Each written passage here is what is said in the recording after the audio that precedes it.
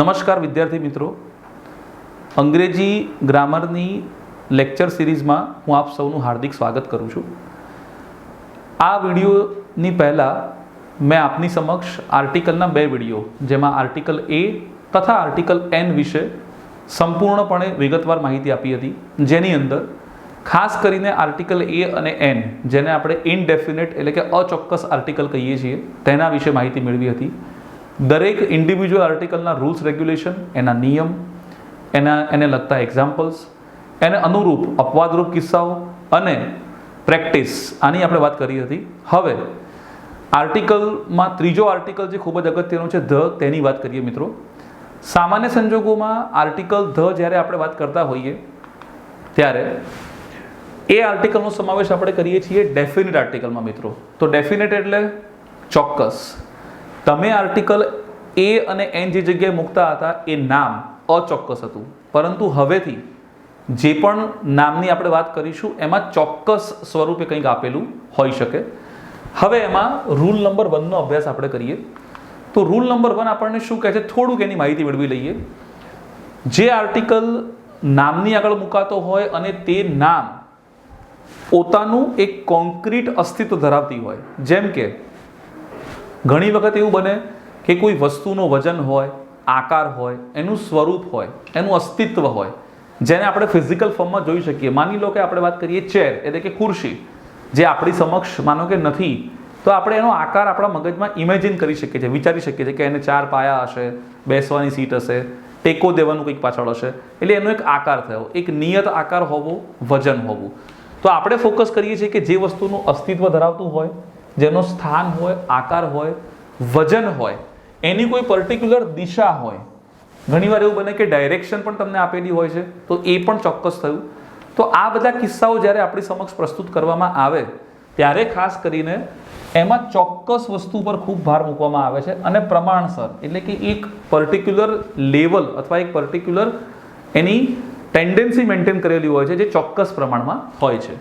આ ઉપરાંત અમુક નિયમ છે જેના આધારે આપણે અલગ અલગ પ્રકારના કયા કિસ્સાઓમાં આર્ટિકલ ધ મૂકી શકાય એની માહિતી મેળવીશું. પરંતુ મિત્રો આ વાત ખાસ ધ્યાનમાં રાખજો કે આર્ટિકલ ધ એક ચોક્કસ આર્ટિકલ છે.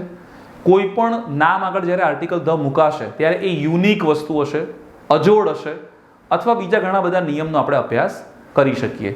જેમ કે હવે આપણે વાત કરીશું કે જેની અંદર આર્ટિકલના કયા નિયમ આપણને પરીક્ષામાં મદદરૂપ થઈ શકે એની થોડી વાત કરી લઈએ. તો રૂલ નંબર 2 છે, બીજો નિયમ આપણે જોઈ રહ્યા છીએ મિત્રો. ખૂબ જ ધ્યાનથી સાંભળીશું કે જ્યારે કોઈ પણ વાક્યમાં આપેલ નાઉન જ્યારે સિંગ્યુલર હોય, એટલે કે એક વચન હોય, આપણે આ શબ્દથી પરિચિત તેમ છતાં હું એને ગુજરાતીમાં તમારી સમક્ષ પ્રસ્તુત કરીશ. કાઉન્ટેબલ હોય એટલે કે ગણી શકાય તેવું હોય, ગણી શકાય તેવું, કાઉન્ટ ઉપરથી ગણવું, અને નાઉન એટલે નામ. તો આપણને વાક્યમાં આપેલું નામ એક વચનવાળું હોય, ગણી શકાય તેવું હોય, અને એનો જ્યારે પ્રથમ વખત ઉલ્લેખ કરવામાં આવે, માની લો કે વાક્ય 2 પેટા વાક્યનું બનેલું છે, સબ સેન્ટેન્સીસ 2 આપેલા છે, 2 પેટા વાક્ય છે. પહેલું વાક્ય પૂર્ણ વિરામ, બીજું વાક્ય. તો પહેલા વાક્યમાં જ્યારે નાઉનનો પ્રથમ વખત ઉલ્લેખ થાય પહેલી વાર, ત્યારે સામાન્ય રીતે એમાં આપણે નિયમ પ્રમાણે એ અથવા એન મૂકવાનો છે. તો જે ગૌણ વાક્ય હશે એ ગૌણ વાક્યમાં આપણે પહેલું વાક્ય લઈશું અને એની અંદર પહેલી વાર જ્યારે નાઉનમાં આવશે ત્યારે નિયમ પ્રમાણે આપણે એ અને એન મૂકી શકીશું. આ વાત ધ્યાનમાં રાખીશું. હવે જ્યારે બીજું પેટા વાક્ય શરૂ થાય પૂર્ણ વિરામ પછી, અને એના એ નામનું પુનરાવર્તન થતું હોય, જે નામ આપણે પ્રથમ વાક્યમાં ઉપયોગમાં લીધેલું છે પરંતુ એનું પુનરાવર્તન થતું હોય, તો એ નામ હવે જ્યારે બીજા ગૌણ વાક્યમાં આવશે ત્યારે એ ચોક્કસ બની જશે, કારણ કે ઓલરેડી આપણે પહેલા વાક્યમાં એનો ઉલ્લેખ કરેલો છે. તો નિયમ આપણને એવું કહે છે કે પ્રથમ ગૌણ વાક્યમાં જ્યારે કોઈ નામનો પહેલી વખત ઉલ્લેખ થાય તો નિયમ મુજબ એ અને એન મૂકવો, પરંતુ એનું જ્યારે બીજા વાક્યમાં પુનરાવર્તન કરવામાં આવે તો એ નામ ચોક્કસ બને છે અને એની આગળ આર્ટિકલ ધ મૂકવામાં આવે છે. તો આ નિયમ ખૂબ જ સરળ છે. એ નિયમને સારી રીતે સમજવા માટે આપણે થોડા ઘણા એક્ઝામ્પલ્સ જોઈએ. જેમ કે એક્ઝામ્પલ નંબર 1. હવે પહેલા વાક્ય જોવાનું છે, આઈ મેટ એ સ્ટુડન્ટ, પછી ફૂલ સ્ટોપ છે, ધ સ્ટુડન્ટ ઇઝ વેરી ક્લેવર. એટલે 2 વાક્યો થઈ ગયા. આ પહેલું વાક્ય ફૂલ સ્ટોપ અને બીજું વાક્ય. તો પ્રથમ ગૌણ વાક્યમાં આપણને આપેલું છે જેમાં સ્ટુડન્ટ નામનું નાઉન આવ્યું અને એની પહેલા આપણે એ આર્ટિકલ મૂકેલો છે. એનું પણ રીઝન આપણે જોઈ લઈએ. તો સ્ટુડન્ટ પ્રથમ વખત ઉપયોગમાં આવી રહ્યું છે, એક વચન છે, ગણી શકાય તેવું છે. એનો પ્રથમ અક્ષર એસ જે આપણને દેખાય છે એ વ્યંજન છે. જ્યારે ઉચ્ચાર કરીશું ત્યારે પણ સ આવશે. સ્ટુડન્ટમાં સ્ટુડન્ટ એવી રીતે લખાય છે, તો આપણે અહીંયા એસ લખીશું, એટલે એ પણ ઉચ્ચારણ શાસ્ત્રની દ્રષ્ટિએ પણ એ વ્યંજન છે. તો અહીંયા આપણે એ મૂકી શકીએ, જે આપણા મનમાં કોઈ જ ડાઉટ નથી. હવે બીજા વાક્યમાં જ્યારે એના એ નામનું આના આ નામનું પુનરાવર્તન થયું, કયો વિદ્યાર્થી? તો એ વિદ્યાર્થી કે જે હોશિયાર છે. તો આ વિદ્યાર્થીનો ઓલરેડી આપણે વાક્યમાં ઉલ્લેખ કરેલો હોવાના કારણે પ્રથમ વખતે અચોક્કસ થશે, પરંતુ બીજી વખત એના નામનું પુનરાવર્તન કરીએ ત્યારે એ ચોક્કસ બની જશે. તો આપણે મિત્રો આ જે પર્ટિક્યુલર વસ્તુ છે એને સમજવા માટે આપણે ખાસ અત્યારે એક્ઝામ્પલ્સનો સહારો વધારે લેવો પડશે. એક્ઝામ્પલ નંબર 2 જોઈએ. Mohan bought a pen, the pen is having glitter. આપણે જે પેન ઉપયોગમાં લઈએ છીએ એમાં ગ્લિટર એટલે જરીવાળી પેન આવતી હોય છે, ફ્રેગ્રન્સવાળી પણ આવતી છે, ઘણા બધા પ્રકારની પેન આવતી હોય છે. તો પેન નામનું જે નાઉન છે એનો પ્રથમ વખત ઉલ્લેખ કર્યો, તો જેમ એસ છે એવી રીતે પી પણ આપણા માટે શું છે? પહેલો અક્ષર દેખાય છે એ વ્યંજન છે, એટલે કે એ ઈ આઈ ઓ યુ સિવાયનું છે. એનો ઉચ્ચાર પણ વ્યંજન થાય છે, એટલે આપણે કોઈ પણ પ્રકારની શંકા રાખ્યા વગર પહેલામાં અહીંયા આપણે એ મૂકી દીધું. હવે એ પેન વિશે બીજા ગૌણ વાક્યમાં વાત કરી છે, the pen is having glitter. આ પેનમાં જરી છે. તો આ કઈ પેનની વાત કરી? જેનો ઉલ્લેખ ઓલરેડી આપણે પહેલા વાક્યમાં કરી ચૂક્યા હતા, અને હવે આ પેન બનશે ડેફિનેટલી આપણે અહીંયા ધ મૂકીશું. એટલે પ્રથમ ગૌણ વાક્યમાં અચોક્કસ નામની આગળ નિયમ મુજબ એ અને એન મૂકવાનું છે. એ જ નામ જ્યારે બીજા વાક્યમાં પુનરાવર્તન થાય ત્યારે કોઈ પણ પ્રકારના ડાઉટ વગર આપણે અહીંયા એમાં ધ મૂકી શકીએ. હજુ પણ વિદ્યાર્થી મિત્રો ટ્રાય કરીએ કે આપણે હજુ બીજા સારા એક્ઝામ્પલ જોઈએ, જેમાં આપણે એન વાળું એક્ઝામ્પલ જોઈએ. તો I have an umbrella. Umbrella માટે આપણે જોયું કે એ અને એના નિયમના આધારે અમ્બ્રેલામાં યુ નામનો જે અક્ષર છે એ સ્વર છે અને એનો ઉચ્ચાર પણ અ થી થાય છે, એટલે એ પણ સ્વર આવે છે. એટલે બંને રીતે આપણે એમાં એન મૂકી શકીએ. તો પ્રથમ ગૌણ વાક્યમાં એન. હવે એ અમ્બ્રેલા વિશે બીજી માહિતી આપી. The umbrella is big. છત્રી જે છે એ બહુ જ મોટી છે, એની સાઇઝની વાત કરી. તો આ નામનું ઓલરેડી પુનરાવર્તન થઈ રહ્યું છે, જે એકવાર અહીંયા આવી ચૂક્યું છે. એટલે ફરીથી ઉલ્લેખ કરવો હોય ત્યારે આપણે એમાં આર્ટિકલ ધ મૂકવાનો છે.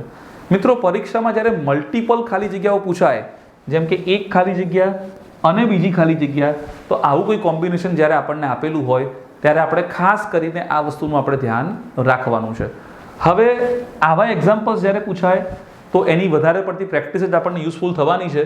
તો કદાચ એવું બને કે બીજા જે વધારાના નિયમ છે એ પણ આપણને ખૂબ જ ઉપયોગી બનશે. તો એવા જ એક પર્ટિક્યુલર નિયમનો સહારો લઈએ, જેમ કે રૂલ નંબર 3, ત્રીજા નંબરનો નિયમ. આર્ટિકલ ધની વાત કરી રહ્યા છીએ. પહેલા 2 નિયમનો આપણે ઉપયોગ જોયો. હવે રૂલ નંબર 3ની વાત કરીએ મિત્રો. તો રૂલ નંબર 3માં આપણે ઘણા સમયથી ડિગ્રીનો અભ્યાસ કરી રહ્યા છીએ. અંગ્રેજી ગ્રામરમાં જે 3 પિલર્સ ઓફ ઇંગ્લિશ ગ્રામર કહીએ એમાં ડિગ્રી ખૂબ જ સિગ્નિફિકન્ટ, ખૂબ જ મહત્વપૂર્ણ એનો રોલ છે. તો એમાં 3 પ્રકારની ડિગ્રીનો આપણે અભ્યાસ કરેલો છે. પોઝિટિવ, બીજી આવે છે કમ્પેરેટિવ, અને ત્રીજી મિત્રો આવે છે સુપરલેટિવ. તો અત્યારે હાલ આપણા માટે મહત્વનું છે સુપરલેટિવ ડિગ્રી, જેનો અહીંયા ઉલ્લેખ આપણે કરેલો છે. તો થોડું ઘણું એના વિશે પણ બેઝિક માહિતી મેળવીએ. માનો કે થોડું ઘણું સારું છે એના માટે ગુડ વાપરીએ, જે પોઝિટિવમાં આવે. અહીંયા આપણે વાપરીશું બેટર, એટલે થોડું વધારે સારું, અને ઉત્તમ એના માટે વાપરીએ છીએ બેસ્ટ. એટલે આપણને એટલું તો આપણને ધ્યાન છે કે આપણે આ પોઝિટિવ ફોર્મ છે, ER વાળું ફોર્મ એ કમ્પેરેટિવ છે, અને EST વાળું ફોર્મ એ સુપરલેટિવ છે. હવે દરેક વખતે EST લાગવું જરૂરી નથી. એટલે ઘણી વખત સુપરલેટિવ વાળા ફોર્મમાં આપણને મોસ્ટ વાળા શબ્દો પણ મળી રહેશે. અત્યારે આપણું ફોકસ છે સુપરલેટિવમાં. તો નિયમ એવું કહે છે કે સુપરલેટિવ ડિગ્રીનો જ્યારે વાક્યમાં ઉપયોગ થાય ત્યારે તે પર્ટિક્યુલર સુપરલેટિવ ફોર્મ જે બનતું હોય EST વાળું અથવા મોસ્ટ વાળું, તો એની પહેલા આપણે આર્ટિકલ ધ મૂકવાનો છે. હવે આ ડિગ્રીના જેટલા પણ એક્ઝામ્પલ છે એ બધા એક્ઝામ્પલ જ્યારે આપણે જોવા હોય તો ડિગ્રી જ્યારે ટોપિક જોઈશું ત્યારે તો જોઈશું જ, પણ અત્યારે હાલ આપણે આર્ટિકલ ધ ડિગ્રીમાં કેવી રીતે મૂકો એના વિશે માહિતી મેળવીએ. For example, he is the tallest boy. અહીંયા ટોલેસ્ટ નામનું જે પર્ટિક્યુલર નામ છે એ એકચ્યુઅલી હતું ટોલ પોઝિટિવ ડિગ્રીમાં, પછી થયું ટોલર અને પછી બની ગયું ટોલેસ્ટ. તો આ જે ફોર્મ છે એ સુપરલેટિવ થયું અને એની પહેલા આપણે આર્ટિકલ ધ મૂકી શકીએ. તો અત્યારે હાલ આપણું મિત્રો કામ એ છે કે આપણે સુપરલેટિવ ફોર્મ જે પરીક્ષામાં આપણને ખાલી જગ્યાના માધ્યમથી પૂછાય છે એ પહેલાં આઈડેન્ટિફાઈ કરીએ, એને ઓળખીએ અને જ્યારે આપણને ખ્યાલ આવે કે એ સુપરલેટિવ ફોર્મ છે તો આપણે 100% એની આગળ આર્ટિકલ ધ મૂકી શકીએ છીએ. હવે એવો પ્રયત્ન કરીએ કે બીજા એક્ઝામ્પલ્સ જોઈએ જેમાં કદાચ આપણને કંઈક નવું જાણવા મળે. Mister Shah is the oldest person in our society. Mister Shah અમારી સોસાયટીના સૌથી ઘરડામાં ઘરડા વ્યક્તિ છે. તો અહીંયા આપણને આપેલું જે ફોર્મ છે ઓલ્ડેસ્ટ, એમાં EST આવે છે અને એની પહેલાં આપણે આર્ટિકલ ધ મૂકી શકીએ.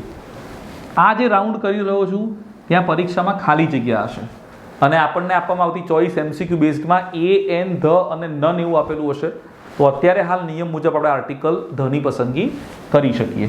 હવે આપણે વાત કરીએ મિત્રો ત્રીજા પર્ટિક્યુલર એક્ઝામ્પલની. Vikram is the most powerful politician. Vikram એ સૌથી શક્તિશાળી રાજકીય નેતા છે. તો અત્યારે હાલ પાવરફુલ નામનો જે શબ્દ છે એની પહેલાં હું જ્યારે મોસ્ટ મૂકીશ ત્યારે જ એનું સુપરલેટિવ ફોર્મ બનશે. અહીંયા EST વાળું ફોર્મ પોસિબલ નથી. અમુક શબ્દો જેવા કે પાવરફુલ, બ્યુટીફુલ અને ઘણા બધા જેનું EST ફોર્મ શક્ય નથી, એમાં આપણે મોસ્ટ નામના શબ્દથી પણ એનું સુપરલેટિવ ફોર્મ બનાવી શકીએ છીએ. તો જ્યારે EST વાળો શબ્દ આવે ત્યારે તો ધ્યાનમાં રાખવાનું જ છે. આ ઉપરાંત જ્યારે મોસ્ટ શબ્દ જ્યારે આપણે વાંચીએ અથવા પરીક્ષામાં જોઈએ તો એ સુપરલેટિવ ફોર્મ છે અને એ સુપરલેટિવની આગળ આપણે અહીંયા આર્ટિકલ ધ મૂકવાનું છે. એટલે પહેલો EST વાળો શબ્દ આવ્યો, એના પછી આવ્યો મોસ્ટ. તો આ બે શબ્દો આપણને થોડું સૂચન કરશે કે આ સુપરલેટિવ ડિગ્રી છે અને આની અંદર આપણે આર્ટિકલ ધ મૂકવાનું છે. હવે કદાચ એક્ઝામ્પલ જ એક એવું માધ્યમ છે જેના આધારે આપણે આગળ વધી શકીએ. She gave him the most precious gift of life. હવે અહીંયા ઇઝીલી આઈડેન્ટિફાઈ થઈ જશે કે પ્રેશિયસ નામનો જે શબ્દ છે એમાં EST ફોર્મ મૂકવું શક્ય નથી. પ્રેશિયસ એટલે વધારે પડતું મૂલ્યવાન, અમૂલ્ય હોય તેવું. ગુજરાતી કરીએ તો તેણે આ વ્યક્તિને એના જિંદગીની સૌથી ઉત્તમ, સૌથી અમૂલ્ય ભેટ આપી. રાઈટ, ગેવ એટલે આપવું. તો અત્યારે હાલ એવો ખ્યાલ આવશે કે ત્રીજા વાક્યની જેમ ચોથા વાક્યમાં પણ મોસ્ટ શબ્દ આપણને યુઝ થયો એટલે એના માટે સુપરલેટિવ ડિગ્રીનો ઉપયોગ થયો છે એવું આપણે ચોક્કસપણે કહી શકીએ અને અહીંયા આર્ટિકલ ધ મૂકી શકીએ. તો મિત્રો આવા એક્ઝામ્પલ તમે જ્યારે પરીક્ષામાં જુઓ છો તો આ એક નિયમ જે આપણા માટે ખૂબ જ મહત્વનો છે. ઘણા બધા કિસ્સાઓમાં અવારનવાર પેપર્સમાં જોવા મળતો હોય છે. તો આનું આપણે ખાસ ધ્યાન રાખીશું અને એવો પ્રયત્ન કરીએ કે આપણે એને ઓળખી શકીએ અને આર્ટિકલ ધ એમાં મૂકી શકીએ. તો હવે એના પછી વાત કરીએ મિત્રો કે જેની અંદર નેક્સ્ટ એક્ઝામ્પલ છે. બહુ સારામાં સારું એક ઉત્તમ ઉદાહરણ છે, યાદ રાખવા જેવું. હું વાંચી રહ્યો છું. The most difficult phase of life gives us the best outcome. Gujarati કરીએ પહેલા વાક્યનો અર્થ સમજીએ. The most difficult phase of life, આપણી જિંદગીનો સૌથી ડિફિકલ્ટ ફેઝ એટલે કે સૌથી મુશ્કેલી ભર્યો સમય આપણને સૌથી ઉત્તમ ફળ આપે છે. એટલે કહેવત છે. સૌથી પહેલી તો આ વાક્યમાં બે જગ્યાએ તમને આર્ટિકલ ધ જોવા મળે છે. એક તો અહીંયા અને એક જોવા મળે છે અહીંયા. એટલે વાક્ય મૂકવા પાછળનો મારો આશય એ જ છે કે તમને એક જ વાક્યમાં બે આર્ટિકલ, બે એક સરખા એટલે એ અને એન પણ હોય, એ અને ધ પણ હોય, બે એ પણ હોય, બે ધ પણ હોય. આ એક્ઝામ્પલ તમને થોડું એમાં હેલ્પફુલ થશે. તો બંનેમાં ધારો કે ડિફિકલ્ટ શબ્દ તો એમાં ડિફિકલ્ટેસ્ટ એવું પોસિબલ નથી, એમાં મોસ્ટ ડિફિકલ્ટ થાય. ઇઝીમાં પણ ઇઝીમાં ઇઝી, ઇઝીયર અને ઇઝીએસ્ટ એવું શક્ય છે પણ અહીંયા આપણે ડિફિકલ્ટમાં મોસ્ટ શબ્દ દ્વારા આપણે એનું સુપરલેટિવ ફોર્મ કરી શકીએ. તો એટલા માટે અહીંયા ધ મૂકેલો છે. અને અહીંયા બેસ્ટ જેમ મેં વાત કરી હતી કે ગુડ હોય પછી બેટર હોય અને એનું સુપરલેટિવ ફોર્મ છે બેસ્ટ. તો એના માટે આપણે અહીંયા ધ મૂકેલો છે. તો મિત્રો આવું એક એક્ઝામ્પલ કે જેમાં એક જ ખાલી જગ્યામાં બે અલગ અલગ પ્રકારના અથવા બે સેમ આર્ટિકલ મૂકી શકાય તો એના માધ્યમથી પણ તમે એનો અભ્યાસ કરી શકો છો. હવે કદાચ આ સુપરલેટિવ ફોર્મ આપણને યાદ રહ્યું હોય તો આપણે નેક્સ્ટ પર્ટિક્યુલર નિયમનો અભ્યાસ શરૂ કરીએ. નેક્સ્ટ રૂલ નંબર 4 એ આપણને કંઈક નવું જ પર્ટિક્યુલર ઇન્ફોર્મેશન પ્રોવાઈડ કરશે. મિત્રો, આર્ટિકલ ધ જે છે એમાં રૂલ્સની સંખ્યા થોડી વધારે છે કમ્પેરેટિવલી આર્ટિકલ એ અને એનની સાપેક્ષમાં. તો આપણે એવો પ્રયત્ન કરીશું કે જેટલા પણ રૂલ્સ આપણને યાદ રહે છે એમાં આવતા એક્ઝામ્પલ્સ, એમાં આવતી સમજૂતી, એની વિશેષ માહિતી દ્વારા આપણે એને સરળ બનાવી શકીએ. રૂલ નંબર 4 ની વાત કરીએ મિત્રો. જ્યારે વાક્યમાં આપેલું નામ સમગ્ર જાતિ, સમુદાય અથવા વર્ગનો ઉલ્લેખ કરે, યાદ રાખવાનું છે, કોઈ પણ નામ જ્યારે વાક્યમાં આપેલું હશે તો એ પોતે એક વચન હોય, એ પોતે બહુવચન હોય, પરંતુ પોતે જ્યારે લખાય વાક્યમાં અને ઉલ્લેખ કરતું હોય સમગ્ર જાતિ, વર્ગ કે સમુદાય, તો આવા કિસ્સાઓમાં ખાસ આપણે એની આગળ આર્ટિકલ ધ મૂકવાનું છે. જાતિ જેને આપણે ઇંગ્લિશમાં સ્પીશીસ કહીએ, વર્ગ એટલે આપણે એને ગ્રુપ કહીએ, સમુદાય જેને આપણે કમ્યુનિટી કહીએ. તો અલગ અલગ ઇંગ્લિશના વર્ડ છે પણ બધાનો ઓલમોસ્ટ મિનિંગ સેમ થાય છે. એટલે આપણે આની અંદર આર્ટિકલ ધ જાતિ, સમુદાય અથવા વર્ગ સૂચક શબ્દ હોય ત્યારે મૂકવાનું છે. જેમ કે હવે એક્ઝામ્પલ જોઈએ. Blank cow is a useful animal. આનું ગુજરાતી કરીએ. આપણી પાસે અત્યારે હાલ એક વસ્તુ આપણને ઇઝી બનાવવા માટે અવેલેબલ છે, એ છે ટ્રાન્સલેશન. એટલે કે તમે ગુજરાતી કરી શકો છો સમજૂતી માટે, આપણી ઇન્ટરનલ અન્ડરસ્ટેન્ડિંગ માટે, જેથી આપણને પોતાને ખ્યાલ આવે કે વાક્યનું ભાષાંતર શું થાય. તો ગાય એ ઉપયોગી પ્રાણી છે. ગાય માણસ જાત માટે ઉપયોગી પ્રાણી છે. હવે આ ગાય માની લઈએ કે એક વચનવાળું નાઉન છે.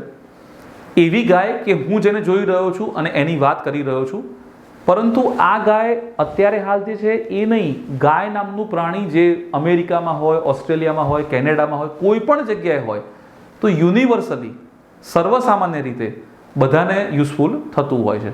તો આ એક જાતિવાચક શબ્દ થયો જેને આપણે કોમન નાઉન તરીકે ઓળખીએ છીએ. તો એની આગળ હંમેશા આર્ટિકલ ધ મૂકવાનું છે. આ પ્રકારે બીજું એક્ઝામ્પલ જોઈએ મિત્રો. આ એક્ઝામ્પલ સૌથી વધારે ઇફેક્ટિવ છે. The rich should help the poor. એટલે ધનવાન વ્યક્તિએ ગરીબ વ્યક્તિને મદદ કરવી જોઈએ. રીચ શબ્દનો મિનિંગ થાય ધનવાન અને પુઅર એટલે ગરીબ, પૈસાદાર અને ગરીબ. તો અહીંયા કોઈ એક વ્યક્તિને આપણે અપીલ કરી રહ્યા છીએ, રિક્વેસ્ટ કરી રહ્યા છીએ કે ભાઈ તમે વ્યક્તિ જે છો રીચ અને તમારે ગરીબ લોકોને હેલ્પ કરવાની છે, પરંતુ આ માસ અપીલ છે. જે રીતે પુઅર પીપલ, જેવી રીતે middle class family, upper middle class, elite, આ બધા વર્ગ છે. તો આપણે એના વર્ગમાં વિભાજન કરેલું છે. તો એ જ પ્રમાણે રીચ નામના લોકોનો એક વર્ગ છે જે સોસાયટીમાં લોકો રહેતા હોય છે. એ પ્રમાણે પુઅર એટલે ગરીબ નામનો એક વર્ગ છે. તો આમાં એક વ્યક્તિ દ્વારા આખા વર્ગની માહિતી આપી. રીચ એટલે એક વ્યક્તિ નહીં પણ એનો આખો વર્ગ, એને આપણે રિક્વેસ્ટ કરી, એને અપીલ કરી કે તમારે ગરીબ લોકોને એટલે કે પુઅરને મદદ કરવાની છે. તો સમગ્ર જાતિનો આપણે ઉલ્લેખ અહીંયા કરેલો છે. ત્રીજું example. The German defeated the English. German, અહીંયા જર્મન્સ એવું પણ નથી આપેલું. ઇંગ્લિશ એટલે ઇંગ્લિશ લેંગ્વેજ નહીં પણ ઇંગ્લેન્ડના લોકો, જેને આપણે ઇંગ્લિશ પીપલ કહીએ છીએ, એટલે એટલા માટે આપણે ઇંગ્લિશ શબ્દ વાપરેલો છે. જર્મન એટલે જર્મનીના લોકો. તો જર્મન લોકોએ ઇંગ્લિશ લોકોને હરાવ્યા. ડિફીટ એટલે હરાવવું. તો અહીંયા કોઈ એક વ્યક્તિની વાત નથી, એક જર્મન નથી કે એક ઇંગ્લિશ વ્યક્તિ નથી, આખું એમનું ગ્રુપ છે, આખું એક સમુદાય છે. તો અહીંયા કન્ટ્રીના નામ ઉપરથી જર્મની ઉપરથી જર્મન, ઇંગ્લેન્ડ ઉપરથી ઇંગ્લિશ. તો એ પણ જાતિવાચક શબ્દ થયો, આખા કોઈ વર્ગનો ઉલ્લેખ કરે છે. એટલે આ બંનેની આગળ અહીંયા આપણે ધ મૂકી શકીએ. તો આ બધા જે શબ્દો છે મિત્રો, એને આપણે યાદ રાખવાના છે. એને જાતિમાં તમે મૂકી શકો, સમુદાયમાં મૂકી શકો કે વર્ગમાં મૂકી શકો, પરંતુ એ વાક્યમાં આઈડેન્ટિફાય થવું જોઈએ કે આ પર્ટિક્યુલર શબ્દ એ જાતિવાચક શબ્દનો ઉલ્લેખ કરે છે. હવે એવા પણ પર્ટિક્યુલર સેન્ટેન્સીસ હોઈ શકે કે જેમાં આપણને કન્ફ્યુઝન થાય, ખાસ કરીને એક્ઝામિનેશનમાં. જેમ કે the brave person should be rewarded. જે બહાદુર વ્યક્તિ હોય એને એની બહાદુરીનો બદલો મળવો જોઈએ, રાઈટ? તો હવે અહીંયા એક બહાદુર વ્યક્તિની વાત કરી છે જેને આપણે જોઈ રહ્યા છીએ, એનો ઉલ્લેખ કરી રહ્યા છીએ અને એને રિવોર્ડ મળવો જોઈએ. પરંતુ જેમ ધારો કે સમાજમાં રહેલા બહાદુર લોકોનો એમ વર્ગ હોય, એવી રીતે ધારો કે જે બહાદુર નથી એમનો પણ વર્ગ હોય, તો આને વર્ગમાં આપણે વિભાજન કરેલું હોવાના કારણે આ બ્રેવ શબ્દ જે છે એ અત્યારે હાલ ભલે એક વચન હોય કે બહુવચન હોય, પરંતુ આખા વર્ગનો ઉલ્લેખ કરે છે. તો અહીંયા મિત્રો આપણે ખાસ ધ્યાનમાં રાખવાનું છે કે આવી જગ્યાએ આપણે પરીક્ષામાં ભૂલ કરીએ નહીં. જેમ કે આપણને આવું આપેલું હશે હું એક તમને એક્ઝામ્પલ દ્વારા માહિતી આપું કે વિદ્યાર્થીઓને ભૂલ કરવાની શક્યતા ક્યાં હોય છે.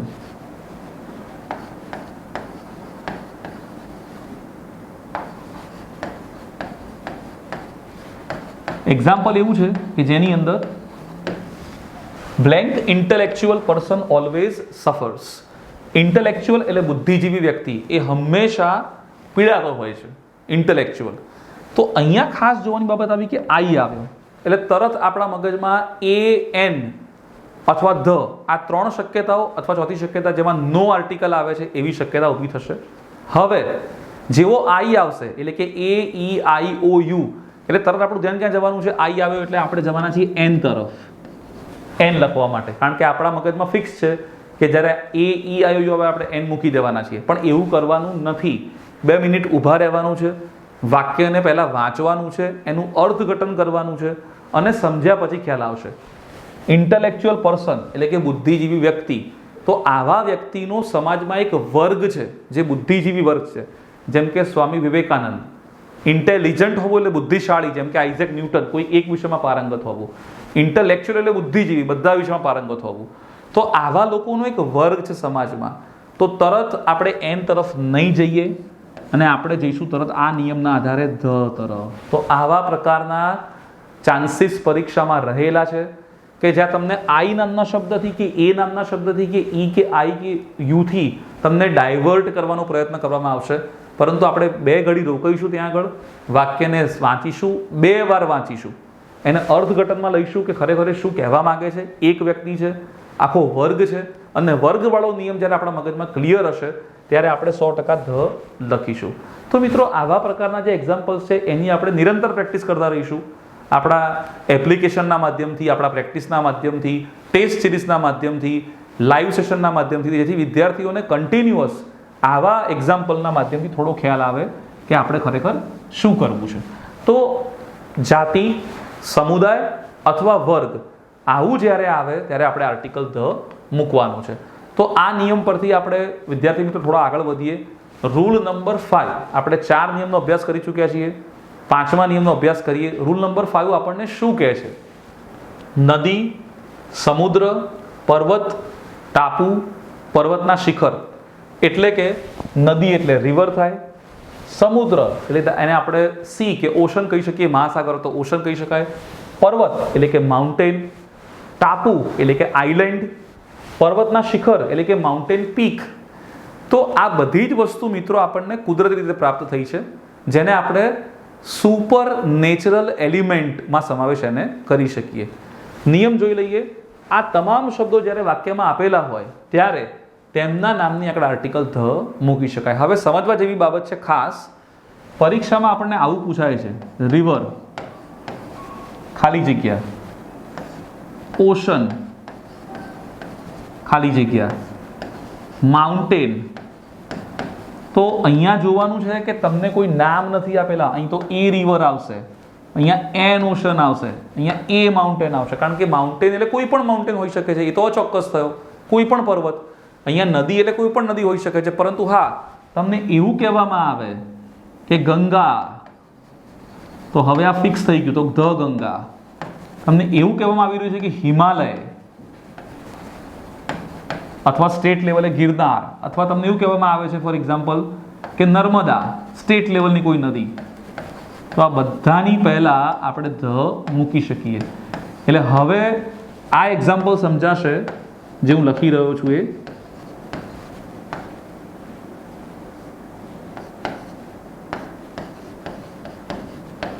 આ એક્ઝામ્પલ તરત ખ્યાલ આવી જશે. Blank Ganga is blank Holi river. તો ગંગા નામ ફિક્સ છે એટલે અહીંયા ધ મૂકીશું અને અહીંયા એ મૂકીશું, એટલે કોઈ કન્ફ્યુઝન રહે નહીં. માત્ર કોઈ રિવર લખ્યું હોય તો એ, માત્ર માઉન્ટેન હોય તો એ, ઓશન તો નિયમ પ્રમાણે એન, પણ નામ સાથે આપેલું હોય તો આપણે ધ લખીશું. તો આ બધી જ વસ્તુઓનું વિદ્યાર્થી મિત્રો ખાસ ધ્યાનમાં રાખવાની છે. હવે જેમ કે એક્ઝામ્પલ મેં તમને આપેલા છે, ફરી જોઈએ ધ હિમાલયા, કારણ કે નામ સાથે આપેલું છે એટલા માટે. જેમ કે ધ સાબરમતી રિવર, જેમ કે the Pacific ocean, the Hind મહાસાગર, રાઈટ, આલ્પ્સ પર્વતની ગિરિમાળા, ધ આલ્પ્સ. પછી એ જ પ્રમાણે ગંગા, એ જ પ્રમાણે આલ્પ્સ. તો ઘણા બધા એવા તમે નામ સજેસ્ટ કરી શકો. હવે માનો કે ઝાડ હોય, નદી હોય, પર્વત હોય, આ બધા એલિમેન્ટ્સ આપણને નેચરલી પ્રાપ્ત થયેલા છે, તો આના નામ સાથે આપેલા હોય તો આપણે એમાં આર્ટિકલ ધ મૂકી શકીએ. તો આ નિયમમાં આપણને નદી, પર્વત, પર્વતના શિખર, ટાપુ એ તમામ નામ સાથે આપેલા હોય તો આપણે આર્ટિકલ એ અંદર મૂકવાનું છે, આર્ટિકલ ધ મૂકવાનું છે. ઓકે, નેક્સ્ટ નિયમ જોઈએ, રૂલ નંબર 6. હવે આની અંદર ખાસ ધ્યાનમાં રાખવા જેવી બાબત કે શરીરના અવયવો, મિત્રો આપણું જે માનવ શરીર છે એની અંદર ઘણા બધા અવયવ આપેલા, ધારો કે એક્સટર્નલ પાર્ટ જે આપણે જોઈ શકીએ છીએ, માનો કે કપાળ છે, ફોરહેડ, પછી આ હાથનો પંજો છે, નાક છે, આંખો જોઈ શકાય છે.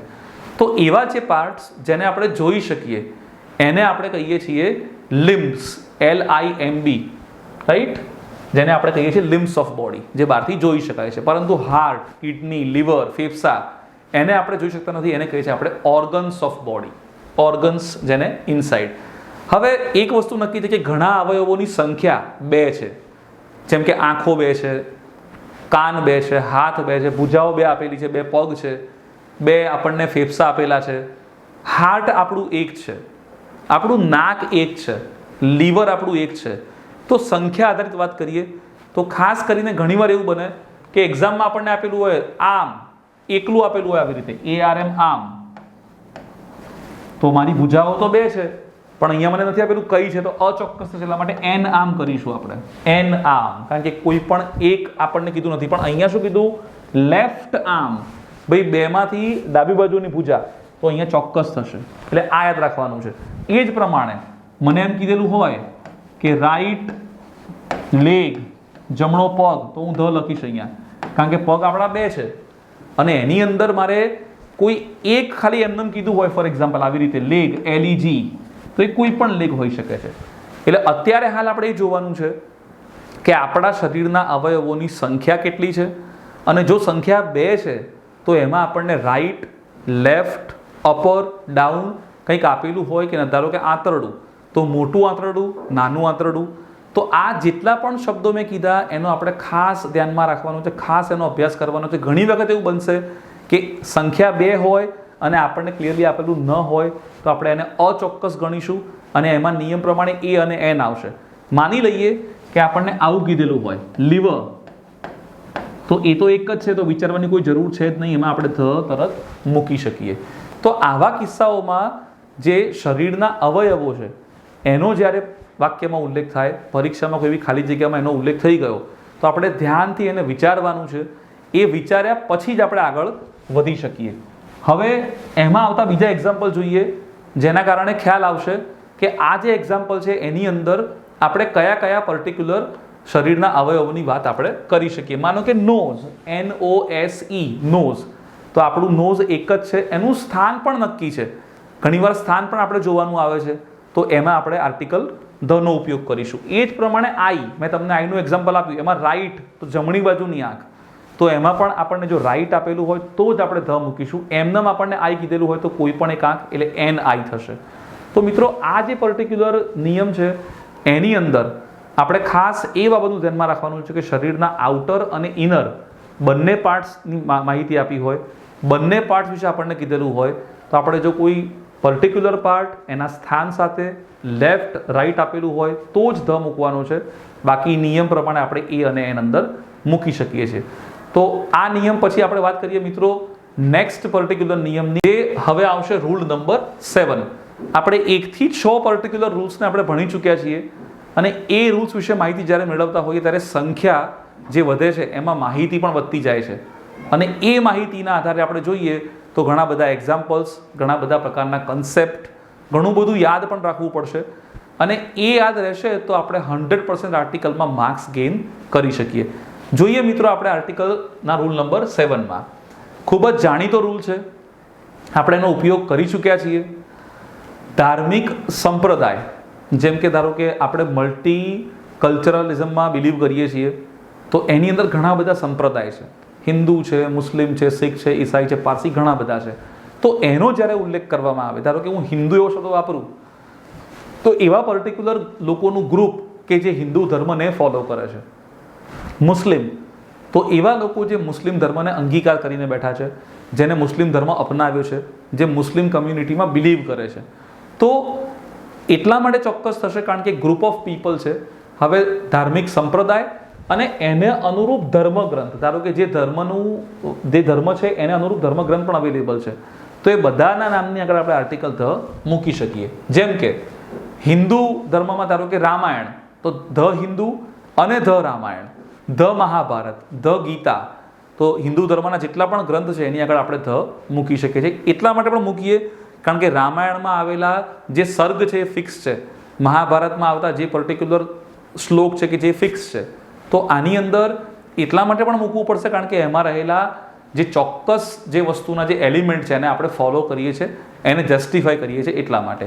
એ જ પ્રમાણે મુસ્લિમ, તો એમનું ધર્મગ્રંથ જે છે કુરાન, એની આગળ ધ કુરાન આપણે મૂકી શકીએ. કુરાનમાં આવતી આયાતો પણ ફિક્સ છે, તો એ જ પ્રમાણે આપણે એમાં ધ મૂકી શકીએ. એ જ રીતે ક્રિશ્ચન, તો બાઇબલ, તો બાઇબલમાં આવતા જેટલા પણ પર્ટિક્યુલર ટેસ્ટામેન્ટ જે છે અથવા કમાન્ડમેન્ટ્સ જેને આપણે કહીએ એ પણ ફિક્સ છે. તો ઘણી બધી વસ્તુ ચોક્કસપણે આપણે કહી શકીએ છીએ, એટલા માટે આને આપણે ડેફિનિટમાં મૂકેલું છે. તો ધર્મને અનુરૂપ ધર્મગ્રંથના જ્યારે વાત કરતા હોઈએ ત્યારે ખાસ કરીને આપણે આની અંદર આનો સમાવેશ કરી શકીએ. આ નિયમ એટલા માટે પણ ઇમ્પોર્ટન્ટ છે કારણ કે ઘણીવાર બ્લેન્ક હિન્દુ એવું પૂછાય તો આપણે ધ હિન્દુ એવું લખી શકીએ, ધ મુસ્લિમ લખી શકીએ, ધ શીખ એવું પણ લખી શકીએ. તો આ નિયમ આપણને આની માહિતી આપી શકે. નેક્સ્ટ નિયમની વાત કરીએ, રૂલ નંબર 8, 8મા નંબરનો રૂલ. એ રૂલ પ્રમાણે જે વસ્તુનું અસ્તિત્વ દુનિયામાં એક જ હોય, અસ્તિત્વ એક છે, એટલે તમે એને યુનિક કહી શકો છો.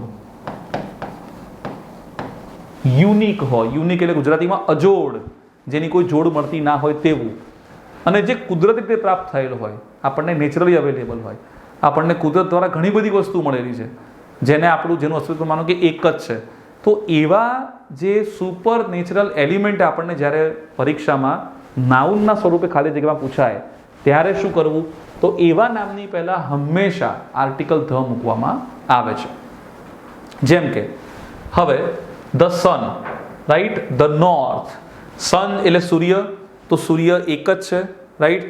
આપણને એટલી પણ ખબર છે કે સૂર્ય નિત્યક્રમ પ્રમાણે પૂર્વમાંથી ઉગે છે અને પશ્ચિમમાં આથમે છે. નોર્થ એટલે દિશાની વાત કરી, એ પ્રમાણે ધ મૂન, મૂન એટલે ચંદ્ર, અને સાઉથ એટલે ફરી દિશા આવી. સ્ટાર એટલે કે તારા, વેસ્ટ દિશા વાત કરી. અર્થ એટલે કે પૃથ્વી, અને ઈસ્ટ. એ જ પ્રમાણે પ્લેનેટ પણ જો નામ સાથે આવે તો પ્લેનેટ ધારો કે માર્સ છે, વિનસ છે, નેપચ્યુન છે, જ્યુપિટર છે, યુરેનસ છે, આ બધા નામ આપેલા ત્યારે આપણે ધ અંદર મૂકી શકીએ. તો મિત્રો, દિશાઓ યાદ રાખવા માટે આપણે આ પર્ટિક્યુલર શબ્દોનો ઉપયોગ કરી રહ્યા છીએ. એને આપણે ક્રમ ભલે બદલ્યો હોય પણ નોર્થ, ઈસ્ટ, વેસ્ટ અને સાઉથ યાદ રાખવા માટે. હવે આ વાક્ય જ્યારે આ નિયમ જોઈએ પછી આપણે આવું વાક્ય જોઈએ, blank sun rises in blank east. એટલે વાક્યનું ગુજરાતી કરીએ કે સૂર્ય પૂર્વમાંથી ઉગે છે, રાઇઝ એટલે ઉગવું. તો હવે અહીંયા આપણે ધ મૂકી શકીશું, the sun rises in the East. તો આ નિયમના આધારે જ્યારે સૂર્ય, ચંદ્ર, પૃથ્વી, તારા, ગ્રહો, દિશાઓ, ઇવન ત્યાં સુધી કે આપણે તો અહીંયા દિશાઓની વચ્ચેના ખૂણાઓ, ઈશાન, અગ્નિ, નૈઋત્ય, વાયવ્ય, એ પણ આવે કદાચ તો પરીક્ષામાં, તો એમાં પણ ધ મૂકી શકીએ કારણ કે એ પણ ફિક્સ થઈ ગયું, બે દિશાની વચ્ચે આવે છે એટલા માટે. એટલે ફિક્સેશન કરવું, એને ડેફિનિટ કરવું અને એમાં ચોકસાઈ હોવી એટલા માટે તો આપણે આર્ટિકલ ધનો ઉપયોગ કરી રહ્યા છીએ. તો આ જે નિયમ છે એમાં ખાસ કરીને કુદરતી રીતે મળેલા તત્વો છે. આ બધા જ આપણને કુદરતી રીતે પ્રાપ્ત છે. સૂર્ય ઉર્જાનો સૌથી મોટો સ્ત્રોત છે. તો આમાં ખાસ ધ્યાનમાં રાખવાનું છે કે પરીક્ષામાં કોઈ પણ પ્રકારની ભૂલ આપણે કરીએ નહીં. અને જ્યારે પણ આપણે એને યાદ કરીએ તો ધારો કે એમાં વિનસ આવી ગયું તો ધ વિનસ, માર્સ આવ્યું તો ધ માર્સ. તો આવા ગ્રહોના નામ આવે તો પણ આપણે એમાં મૂકી શકીએ છીએ. હવે આ પરીક્ષામાં જ્યારે પૂછાય ત્યારે વિદ્યાર્થી મિત્રો ખાસ કરીને નિયમની સંખ્યા વધતી હોવાના કારણે વધારે પડતું કન્ફ્યુઝન ના થાય એટલે બેટર છે કે આપણે એને શાંતિથી 2 વાર વાંચીએ અને એમાં આવતા એક્ઝામ્પલ્સનો અભ્યાસ કરીએ. તો આ નિયમ પછી આપણે વાત કરીએ મિત્રો નેક્સ્ટ પર્ટિક્યુલર નિયમની. એ જે નેક્સ્ટ પર્ટિક્યુલર નિયમ છે એમાં રૂલ નંબર 9, 9મા નંબરનો નિયમ, જે આપણને થોડો સિમિલર લાગશે પણ થોડીક એમાં નવીનતા પણ છે. આ ઉપરાંત માનવ સર્જિત સ્મારક, જેને આપણે કહીશું ઇંગ્લિશમાં મોન્યુમેન્ટ, આ બે શબ્દો વિશે માહિતી મેળવીએ. અને ઇમારત હોય, ગુજરાતીમાં તમે જેને ઇમારત કહો છો, ઇમારત, એને આપણે કહીશું બિલ્ડિંગ. તો બંનેમાં ડિફરન્સ શું છે? ધારો કે તમે કોઈ એમનેમ મકાન જો છે અને બિલ્ડિંગ કહી શકો, પરંતુ જે પર્ટિક્યુલર બિલ્ડિંગનું એક ઐતિહાસિક મહત્વ હોય, એક હિસ્ટોરિકલ સિગ્નિફિકન્સ હોય, માનો કે તાજમહેલ, ધારો કે તમે એમ કહો ફોર એક્ઝામ્પલ કોઈ પણ પર્ટિક્યુલર એવું કે જેમાં તમે એની સાથે હિસ્ટ્રીને રિલેટ કરી શકો છો, રાઈટ? કુતુબ મિનાર, એ ઘણા બધા. તો આ બે શબ્દોમાં ડિફરન્સ પહેલાં જોઈ લઈએ, એના પછી એનું અસ્તિત્વ દુનિયામાં એક જ હોવું જોઈએ, એટલે કે યુનિક તો પાછું હશે જ. આ શબ્દ અહીંયા ખાસ લાગવું પડશે કે એવું મોન્યુમેન્ટ, એવું સ્મારક કે જેનું અસ્તિત્વ દુનિયામાં એક જ હોય છે અસ્તિત્વ. તો એવા કિસ્સાઓમાં આપણે આર્ટિકલ ધનો ઉપયોગ કરી શકીએ. તો હવે એને અનુરૂપ આપણે એક્ઝામ્પલ જોઈએ મિત્રો. તો સૌથી પહેલાં તાજમહેલ, જે પ્રેમનું સૌથી સારામાં સારું પ્રતીક છે. એવું પોસિબલ નથી કે તાજમહેલ ઇન્ડિયામાં કોઈ જગ્યાએ કોઈ બીજો હોય, વિશ્વમાં કોઈ જગ્યાએ બીજો હોય, એ અજોડ છે. પણ છે કેવો માનવ સર્જિત. આપણે પણ ઘણું બધું કોન્ટ્રીબ્યુશન કર્યું અને એવા ઘણા સ્મારક બનાવે જે યુનિક હોય. એ જ પ્રમાણે અડાલજની સ્ટેપવેલ, રાઈટ? તો એ પણ અહીંયા આપણે એને ઉલ્લેખ કરી શકીએ છીએ. પછી એ સિવાય માનો કે ધ કુતુબ મિનાર, સીદી સૈયદની જાળી, જેને આપણે નેટ ઓફ સીદી સૈયદ કહીએ છીએ. ઘણા બધા, માનો કે બિલ્ડિંગમાં તમે એમ કહો બુર્જ ખલીફા, તો સૌથી ઊંચું બિલ્ડિંગ, ટોલેસ્ટ બિલ્ડિંગ છે.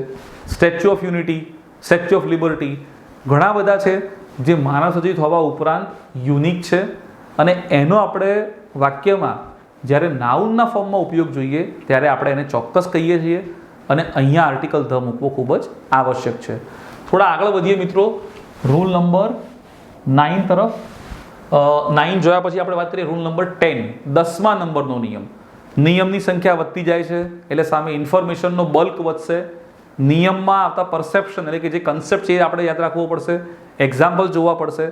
અને તેમ છતાં પણ એક્સરસાઇઝ તો આપણા માટે છે જ, જેના માધ્યમથી આપણે આ બધા પ્રશ્નોનું નિરાકરણ ઇઝીલી લાવી શકીએ. તો રૂલ નંબર 10 આપણને શું કહે છે? ખાસ યાદ રાખવા જેવી બાબત વિદ્યાર્થી મિત્રો, વાક્યમાં જ્યારે ઓર્ડિનલ નંબર, હવે સમજાવી દઉં, આ ખૂબ જ ઇઝી છે. નંબર બે પ્રકારના આવે છે. એક આવે છે કાર્ડિનલ અને બીજા આવે છે ઓર્ડિનલ. આ આપણે યાદ નથી રાખવાના, પણ તમને યાદ રહી જશે. જેમ કે તમે કાર્ડિનલમાં 1 2 3 4 આવું કહો છો. 1 ને આપણે કહીએ છીએ ફર્સ્ટ, 2 ને કહીએ છીએ સેકન્ડ, અહીંયા આને કહીએ છીએ થર્ડ, એ પ્રમાણે લાસ્ટ, નેક્સ્ટ. તો ખાલી આપણે એનું રૂપ થોડું ચેન્જ કરેલું છે. અહીંયા લખેલા છે ફર્સ્ટ, સેકન્ડ, લાસ્ટ, નેક્સ્ટ, જે અહીંયા મેં મૂક્યા એ જ. તો જ્યારે પર્ટિક્યુલર એક્ઝામિનેશનમાં ખાલી જગ્યાના ફોર્મમાં આવા શબ્દો જેને આપણે ઓર્ડિનલ નંબર કહીએ છીએ, આ આપણે ભૂલી જઈએ. તો એ જ્યારે વપરાય, ફર્સ્ટ આવે, સેકન્ડ આવે, લાસ્ટ આવે, નેક્સ્ટ આવે, તો એની પહેલાં આપણે આર્ટિકલ ધ મૂકવો જરૂરી બનશે. જેમ કે આપણે એવો પ્રયત્ન કરીએ કે એના એક્ઝામ્પલ્સ જોઈએ, જેના કારણે આપણને થોડું ધ્યાનમાં આવે કે આ કેવી રીતે પોસિબલ બનશે, આપણે એને ક્યાં મૂકી શકીશું. માની લો કે પહેલું example, she got the first prize. તો આ ધ, તેને પ્રથમ ઇનામ મળ્યું, ગુજરાતી કરીએ તો. આ ફર્સ્ટ નામનો શબ્દ આવ્યો, એ શું છે અત્યારે હાલ? કાર્ડિનલ નંબરની સામે ઓર્ડિનલ નંબર આપેલો છે, એ છે. એટલે ઓર્ડિનલ નંબર આપણે યાદ રાખવાના છે. ઓર્ડિનલ શબ્દ યાદ રાખો તો ફર્સ્ટ, સેકન્ડ, થર્ડ, આ તો યાદ રહેશે બધાને. આ આપણે રોજબરોજની લાઈફમાં, ડે ટુ ડે લાઈફમાં ઘણી વખત યુઝ કરીએ છીએ કે મને પહેલું ઇનામ મળ્યું, I got the first prize, right? તે રેસમાં બીજી આવી, શી કેમ સેકન્ડ ઇન ધ રેસ. તો આ બધા પર્ટિક્યુલર જે શબ્દો છે આપણી રોજબરોજની લાઈફમાં વણાઈ ગયા છે, આપણે ઉપયોગ કર્યો, આપણને યાદ તો રહી જશે. આ ટાઇટલ કદાચ યાદ ના રહ્યું તો કોઈ ચિંતાનું કારણ નથી. પછી ફર્સ્ટ, સેકન્ડ, થર્ડ જેમ જેમ આવશે આપણે આર્ટિકલ ધ એનો ઉપયોગ કરી શકીએ. એક્ઝામ્પલ થોડા બીજા જોઈએ એટલે આપણને વધારે ખ્યાલ આવે. Mr Shah is standing in the last queue. Mr Shah queue એટલે લાઈનમાં સૌથી છેલ્લે ઊભા છે. લાસ્ટ, લાસ્ટ એટલે સૌથી છેલ્લે. તો આ આપણે યાદ રાખવાનું છે ખાસ કરીને. ફર્સ્ટ, સેકન્ડ, થર્ડ તો ખરું જ, પણ લાસ્ટ અને નેક્સ્ટ શબ્દો પણ આપણે જોઈશું. ત્રીજું example, a doctor said to her assistant. ડોક્ટરે એના આસિસ્ટન્ટને કીધું, send the next patient. Next પેશન્ટને મોકલો. Next, the last, the first. તો જ્યારે જ્યારે પણ આવા શબ્દો આવ્યા અથવા આવી રહ્યા છે કે આવશે, ત્યારે આપણે આર્ટિકલ ધનો ઇરાદાપૂર્વક ઉપયોગ ત્યાં કરવો પડશે. Number next, I found the pen which I received as the first prize in the school competition. મને એવી પેન મળી કે જ્યારે હું સ્કૂલમાં ફર્સ્ટ પ્રાઇઝ ત્યારે મને કોમ્પિટિશનમાં મળી હતી. તો અહીંયા બે જગ્યાએ છે ધ પેન, અહીંયા ખાસ ઇમ્પોર્ટન્ટ છે. કઈ પેન છે આ? કે જે મને સ્કૂલમાં મળી હતી. ઘણીવાર એવું બને કે તમે એકવાર આવશો તમે એ પેન મૂકી શકો છો. એને સમજાવવા માટે હું એક્ઝામ્પલ આપી રહ્યો છું, પણ પહેલાં આ જોઈ લઈએ. મને એ પેન મળી કે જેની અંદર મને સ્કૂલમાં કોમ્પિટિશનમાં ફર્સ્ટ મળી હતી. એટલે અહીંયા તો ધ અહીંયા મૂક્યું પ્લસ ફર્સ્ટ, એના માટે પણ આપણે મૂકી રહ્યા છીએ. એટલે અહીંયા ફર્સ્ટ પ્રાઇઝ, અહીંયા લાસ્ટ, રાઈટ, પછી એ પ્રમાણે અહીંયા નેક્સ્ટ અને અહીંયા ફર્સ્ટ. તો આવા જે પણ શબ્દો આવી રહ્યા છે એને ખાસ આપણે ધ્યાનમાં રાખીશું, જેને આપણે કહેલા છે ઓર્ડિનલ નંબર્સ. તો મિત્રો પરીક્ષામાં આ શબ્દોથી આપણે ખાસ માહિતગાર રહેવાનું છે. એવું બધું ના જોઈએ કે આ શબ્દો આપણા ધ્યાન બહાર નીકળી જાય અને આપણે એમાં આર્ટિકલ કયો મૂકવો એ બાબતે આપણા મગજમાં કન્ફ્યુઝન રહે. કારણ કે જ્યાં સુધી કન્ફ્યુઝન રહેશે ત્યાં સુધી આપણું કન્ફ્યુઝન જે છે એ ક્વેશ્ચન નંબર 1, 2, 3, 4 હશે. એવું યાદ રાખવાનું. કન્ફ્યુઝન અહીંયા જ સોલ્વ કરવાનું છે. એના વિશે માહિતી આપણે અહીંયા જ મેળવવાની છે. ઓકે, આગળ વધીએ મિત્રો. તો રૂલ નંબર 11, 11મા નંબરનો રૂલ જોઈએ, જે કદાચ આપણામાં થોડું વેલ્યુ એડિશન કરશે. રૂલ એકદમ ઇઝી છે. વર્તમાન પત્ર એટલે કે તમે આપણે છાપું વાંચીએ એ રીતે ન્યૂઝપેપર, એના નામની આગળ આર્ટિકલ ધ મૂકવામાં આવે છે. વર્તમાન પત્ર ગુજરાત સમાચાર છે, સંદેશ છે, દિવ્ય ભાસ્કર છે, ઇંગ્લિશમાં ટાઈમ્સ ઓફ ઇન્ડિયા આવે છે, ઘણા બધા ન્યૂઝપેપર છે, ઘણા બધા રેપ્યુટેડ મેગેઝિન્સ પણ આવે છે. ધારો કે સફારી નામનું મેગેઝિન સાયન્સવાળા માટે બહુ સારું છે, સાયન્સ એસ્પિરન્ટ્સ માટે. તો ઘણીવાર એવું બને તમે ન્યૂઝપેપર ધ્યાનથી જુઓ તો એની જમણી બાજુ એના પેજીસ લખ્યા હશે કે આજનામાં ધારો કે આટલા પેજીસ છે. એની આવૃત્તિ, ધારો કે શનિવારે બાળ ભાસ્કર આવવું, બુધવારે કોઈ સરસ પૂર્તિ આવી, ગુરુવારે કંઈક જુદું આવવું. તો આ બધા ફિક્સ થયા કે શનિવારે આ જ આવશે, રાઈટ, બુધવારે આ જ આવશે, સોમવારે કોઈ ધાર્મિક પૂર્તિ આવશે. તો આ પ્રકારના પેજની સંખ્યા, એની એડિશન ફિક્સ હોવી. તમે છેલ્લું પાનું જુઓ તો નીચે એના રેસિડેન્ટ એડિટરનું નામ લખેલું હશે, ક્યાંથી પબ્લિશ થયું છે પ્લેસનું નામ લખેલું હશે. તો આટલી બધી માહિતી આપણને જો ચોક્કસપણે મળતી હોય તો એમાં આર્ટિકલ ધ જ મૂકી શકાય. તો જ્યારે પરીક્ષામાં મુકાય ત્યારે શું લખાય આપણે? The times of India, the Gujarat સમાચાર, ધ દિવ્ય ભાસ્કર, ધ સંદેશ. તો આ એક ઇઝી નિયમ છે. વર્તમાન પત્ર સિવાય જે રેપ્યુટેડ મેગેઝિન્સ છે જેનું પબ્લિકેશન અમુક સમયના અંતરે થતું જ હોય, માનો કે કોઈ મેગેઝિન વર્ષમાં 4 વાર એટલે કે ક્વાર્ટરલી પબ્લિશ થાય, 3 મહિને એકવાર, તો રેગ્યુલર થઈ ગયું, આપણને વર્ષમાં એની 4 એડિશન મળશે, તો ફિક્સ થઈ ગયું. તો એના આધારે આપણે એમાં ધ મૂકી શકીએ. તો વર્તમાન પત્રો તો ખરા જ, પણ જોડે કોઈ સારું મેગેઝિન હોય જે નિયમિત અંતરાલમાં આપણને એની એડિશન્સ પ્રોવાઈડ કરતું હોય તો એમાં પણ આપણે આર્ટિકલ ધ મૂકી શકીએ. એના પછી આગળ વધીએ મિત્રો. તો રૂલ નંબર 12ની વાત કરીએ. હવે રૂલ નંબર 12 જે છે એની અંદર અત્યારે હાલ આપણી સમક્ષ કોઈ અપવાદરૂપ કિસ્સો જો આવ્યો નથી. સામાન્ય સંજોગોમાં 1 થી 11 નિયમ જે આવી ગયા એ જનરલ નિયમ હતા, જેમાં રેગ્યુલર બેસિસ ઉપર જેમ આવતા ગયા આપણે એની ચર્ચા કરતા ગયા, એક્ઝામ્પલ જોતા ગયા. તો આ ખાસ કરીને ઇમ્પોર્ટન્ટ છે. હવે રૂલ નંબર 12 શું કહે છે પહેલાં એને વાંચી લઈએ. જ્યારે બે વ્યક્તિ અથવા વસ્તુની સરખામણી કરી હોય, સરખામણી, કમ્પેરિઝન, કમ્પેર એટલે સરખામણી, અને વ્યક્તિ તથા વસ્તુની ગુણવત્તા વિશે વાત કરવી હોય, ગુણવત્તા એટલે ક્વોલિટી, વસ્તુ હોય તો એની ગુણવત્તા હશે, વ્યક્તિ હોય તો એની વિશેષતા હશે. તો જ્યારે પણ આપણે આવી વાત કરતા હોઈએ ત્યારે બે વસ્તુ આપણી સમક્ષ આવી ગઈ. એક આવી વ્યક્તિ અને બીજી આવી વસ્તુ. તો બંનેની આપણે સરખામણી કરી રહ્યા છીએ. માનો કે સારા વસ્તુની સરખામણી કરતા હોઈએ તો એના સારા ગુણ આવતા હોય, માનો કે એનામાં કઈ બીજી વિશેષતા હોય તો એની વાત કરતા હોઈએ, પરંતુ બંનેની એક કમ્પેરિઝન કરવાની છે. તો સરખામણી કરવી હોય ત્યારે અપવાદ રૂપે મિત્રો, આ અપવાદ છે, અપવાદને આપણે કહીએ છીએ એક્સેપ્શન, ઇંગ્લિશમાં એક્સેપ્શન. તો એક્સેપ્શન રૂપે જ્યારે આ નિયમ આપણી સમક્ષ આવે છે તો વ્યક્તિવાચક નામની આગળ પણ આર્ટિકલ મૂકી શકાય, જે ખરેખર આપણે એક્સેપ્ટ કર્યું નથી. વ્યક્તિનું નામ માની લઈએ કે મારું નામ છે, તમારું નામ છે, કોઈ એક્ટરનું નામ છે, ક્રિકેટરનું નામ છે, એની આગળ આર્ટિકલ સામાન્ય સંજોગોમાં મુકાતો નથી. આપણો જે પહેલો નિયમ જોયો હતો સૌથી પહેલા બિગિનિંગમાં, તો એમાં આપણે નક્કી કર્યું હતું કે વ્યક્તિવાચક નામની પહેલા ક્યારે આર્ટિકલ મૂકવો નહીં. એ નિયમ હજુ યથાવત જ છે, પરંતુ એમાં આપણે કમ્પેરિઝન કરતા ન હતા. હવે આપણે એક સરખામણી કરી રહ્યા છીએ એક તુલનાત્મક રચના તરીકે એને એક્સેપ્ટ કરી રહ્યા છીએ, ત્યારે અપવાદરૂપ કિસ્સામાં એટલે કે એક્સેપ્શનલી આપણે આર્ટિકલ ધ મૂકવો. પણ એ ક્યાં મૂકવો એ ખૂબ જ અગત્યનું છે. કમ્પેરિઝન કરી એની સાથે કે જેની સાથે સરખાવીએ છીએ એની સાથે, એ આપણે જોઈએ એક્ઝામ્પલના માધ્યમથી. તો ઘણી બધી વાર આ નિયમ ખ્યાલ ન હોય તો પણ મુશ્કેલી આપણી વધી શકે છે, પરંતુ એક્ઝામ્પલ જોઈએ. For example, Kalidas is the Shakespeare of India. બે મહાન કવિની વાત કરી, પોએટ. જે પ્રમાણે ઇંગ્લેન્ડમાં વિલિયમ શેક્સપિયર ફેમસ હતા, એ જ પ્રમાણે ઇન્ડિયામાં કવિ કાલિદાસ છે. તો વાક્યનું અર્થઘટન એવું છે કે જે પ્રમાણે કવિ એની પોતાની આગવી શૈલી દ્વારા ફેમસ હતા, એ પ્રમાણે બંનેની કમ્પેરિઝન કરી. પરંતુ કાલિદાસના નામની આગળ આપણને અહીંયા આર્ટિકલ મૂકેલો નથી અને મૂકવાનો પણ નથી. એટલે જેની સાથે કમ્પેરિઝન કરી હોય, માનો કે શેક્સપિયર સાથે કમ્પેરિઝન કરી છે, તો અહીંયા શેક્સપિયરની પહેલાં આપણે આર્ટિકલ ધ મૂકી શકીએ, જે સામાન્ય સંજોગોમાં પોસિબલ નથી. એમનામ તમે લખતા હોય કે William Shakespeare is the great artist અથવા ગ્રેટ પોએટ, તો એમાં ખાલી જગ્યા આગળ આપી હોય તો નો આવે, નો આર્ટિકલ આવે, કારણ કે ત્યાં તો કમ્પેરિઝન છે જ નહીં. પરંતુ અહીંયા તો એક સરખામણી કરી, તો સરખામણી જેની સાથે થઈ હોય ત્યાં આગળ આર્ટિકલ ધ મૂકવાનું છે. કાલિદાસની પહેલાં આર્ટિકલ ધ મૂકી શકાય નહીં. ખાસ ધ્યાનમાં રાખવાનું છે મિત્રો કે જ્યારે અપવાદરૂપ કિસ્સો આવે ત્યારે જ આ નિયમનો ઉપયોગ આપણે કરીશું. એમાં પણ વ્યક્તિવાચક નામની આગળ આપણે આર્ટિકલ ધ મૂકવાનું છે.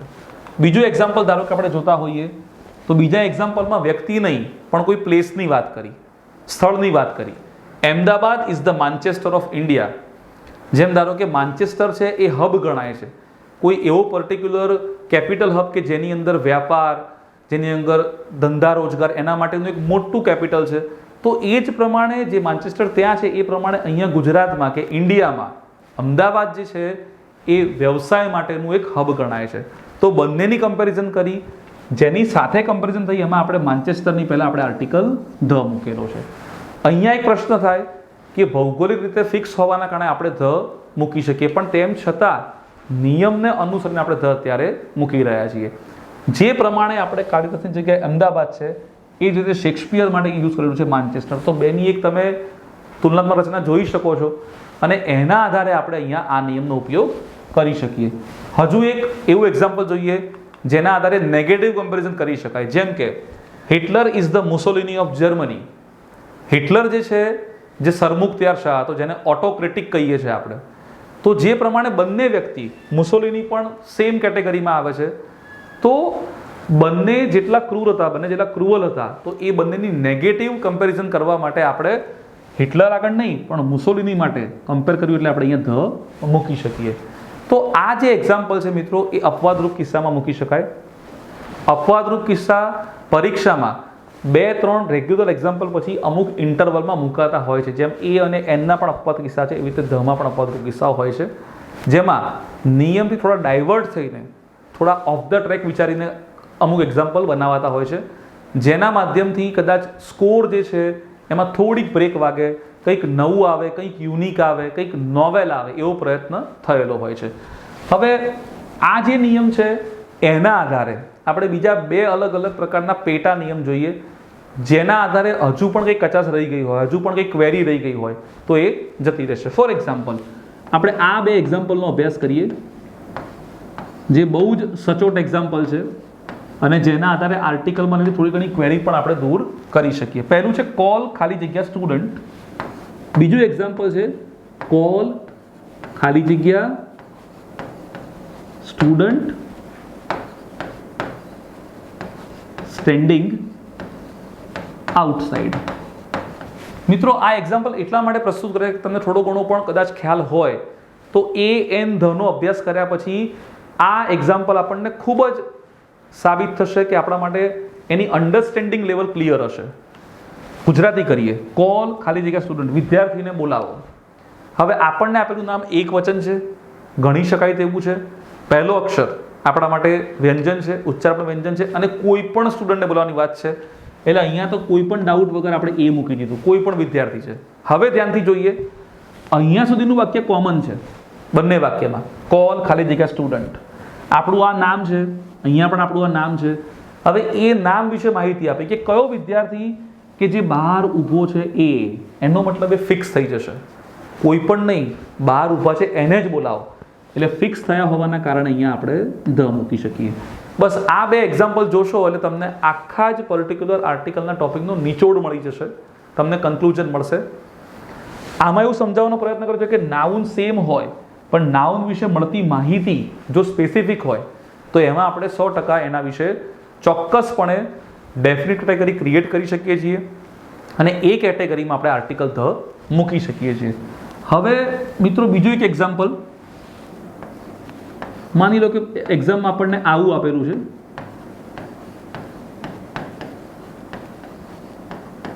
The blank fan is not working properly. આ રીતનું એક્ઝામ્પલ પરીક્ષામાં આપણને આપેલું છે. ખાલી જગ્યા fan is not working properly, પંખો સારી રીતે કામ કરતો નથી, પંખો બંધ છે. ઇન શોર્ટ તો અહીંયા કયા ફેનની વાત કરી છે? માનો કે કોઈનું ઘર હોય અને આપણે જઈએ તો 1 2 3 4 બેડરૂમનો પંખો એવું કીધું નથી, રસોડાનો પંખો નથી કીધું, તો અહીંયા આપણે એ મૂકીશું. હવે આ નાઉનમાં થોડોક ચેન્જ કરી દઈએ, blank fan in this room is working એવું લખી દઈએ. તો હવે એ ફેન કે જે આ રૂમમાં છે એનો મતલબ ફિક્સ થઈ ગયો, તો એમાં આપણે મૂકીશું ધ. તો અહીંયા મિત્રો ખાસ એ જોવાનું છે કે નાઉનને આપણે ક્વોલિફાઈ કરી રહ્યા છીએ. જેમ જેમ નાઉન તમારું ક્વોલિફાઈ થતું જાય એના વિશે મળતી માહિતી ચોક્કસ બનતી જાય. અહીંયા તો કોઈ પણ પંખો છે, અહીંયા એવો પંખો જેના વિશે તમે ચોક્કસપણે માહિતી આપી રહ્યા છો એની વાત કરી છે. તો આવા એક્ઝામ્પલ જે આપણે પ્રેક્ટિકલી આપણને હેલ્પફુલ થવાના છે એ 100% આર્ટિકલ એ એન્ડ ધ એના હવે દુનિયાના કોઈ પણ ખૂણામાંથી આપણને પૂછવામાં આવે તો આપણે આ નિયમને સ્ટિક ટુ રહીશું અને એના સિવાય જેટલા પણ અપવાદરૂપ કિસ્સાઓ આપણને આપવામાં આવેલા છે તેનાથી આપણે માહિતગાર રહીશું.